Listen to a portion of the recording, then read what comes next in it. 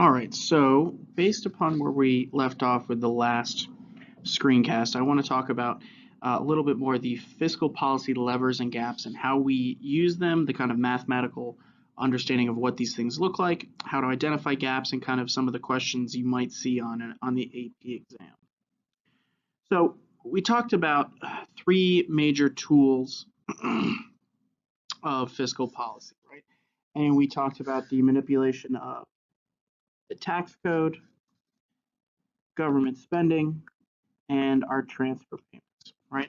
So below you will see an example of fiscal policy when it comes towards the tax code. So on the left hand, you have the old brackets for the federal income taxes. So you see that the single filer tax bracket started at from $0 to $9,525. So for the first $9,525, you're paying 10%. The 12% range was $9,525 to $38,007, right? So after your $9,525, any additional income is taxed at 12%. Now, let's take a look at the reduced rate. So the new 10% tax rate is $0 to $9,325. A small change, but a change nonetheless. Then the 12% bracket is eliminated and turned into a 15% bracket, in which now $9,325 through $37,950 you will be paying a 50% tax rate. This change would be an attempt at some expansionary fiscal policy,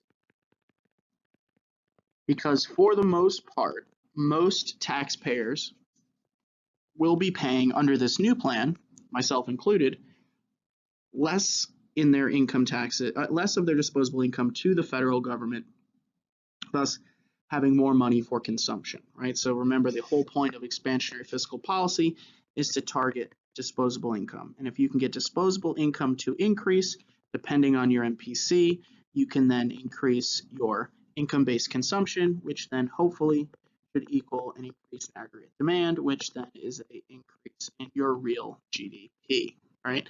And that's the whole goal, is to stimulate this to get this. So some recent examples in the previous 20-25 years have been the Clinton tax reform bill, in which they cut taxes across the board. The same thing during the Bush administration. They also had a payroll tax holiday. Now this was, you look at any pay stub you get, there is a payroll tax that you pay separate from your income tax. And what the payroll tax holiday did was it eliminated the payroll tax for a set period of time, allowing consumers for that set period of time to collect more of their money, and more of that was allowed to then go into disposable income, which then could increase consumption.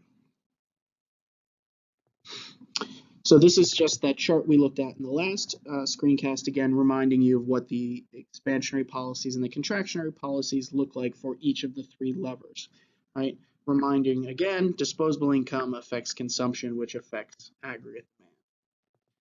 So let's focus our attention at looking at the math a little bit, which is never a good thing for me, but we'll get through it together. The math of closing gaps is kind of like a four-step process. So the first thing you need to do is determine the size of the gap. We need to determine how bad the bleeding is before we can stop it. And then based upon that, you need to decide what lever would be appropriate, government spending, taxes, transfer payments. Determine the size of the multiplier, so we know how much we have to either raise taxes or cut spending or whatever it is, and then just that lever by that proper amount to get the desired outcome. All right, so let's kind of give this one a shot. So given a government spending increase of $250 billion and an MPC of 0.8, by how much will GDP change? And here's some information for us to give some context. So we have potential GDP, DGDP, which could also be associated with your long-run aggregate supply. So if you wanted to put that on a graph, right, your potential GDP would be 10,500. That's what you can produce at full employment. But we are at our equilibrium GDP, which in this case is here, 7,000. So I'm not great at math, but that means we have a gap right here of 3,500, a recessionary gap.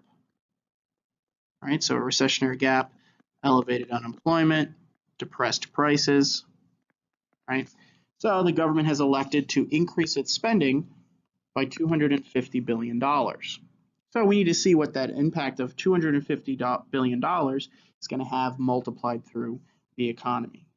So first thing you need to do is find your simple spending multiplier. Because remember, none of this money will leak out of the economy. It is a direct injection.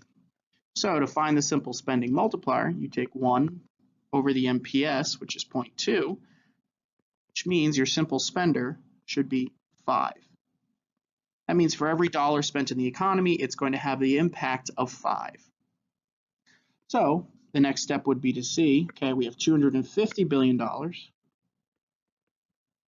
and that $250 billion is going to multiply through 5 times, and that math works out to be an increase of $1,250 billion increase in spending. Now, we know that the gap is 3,500, right? But the increase is only 1,250. So that means that leaves us with still a gap of 2,250. So if you wanted to illustrate this on our graph, it might be something like this, where the size of the gap has gotten smaller, but we are still operating under or below full employment. Okay, so let's take a look here at another type of problem you may see. You may be given the size of the gap and the MPC, and it may ask you what change in government spending or taxes or transfer payments would be necessary to close that gap of 3,500. Well, this is a pretty straightforward question again. So the first thing that you're going to want to do is find your simple spending multiplier. So in this case, again, it's 1 over 0.2, which means it's 5. Remember, every dollar has an impact through the economy 5 times. So you just take your gap, 3,500, and divide it by the simple spender, and that should give you 700 billion, meaning that we need an initial change in $700 billion, and in this case we'll say government spending, to close this gap. But what about taxes or transfer payments? Well, we know that taxes and transfer payments have an indirect impact because of the leakages of savings. So we can't use the simple spending multiplier to figure that out. We need to use the taxes and transfer payments multiplier, which we know is 1 less. So in this case, the taxes and transfer payments multiplier is 4. So given the gap of $3,500 divided by 4, we need to either cut taxes or increase transfer payments by $875 billion to have the same impact as a $700 billion increase in government spending. All right, so let's graph this out. Our short-run equilibrium, or our would be about 12,000, but our potential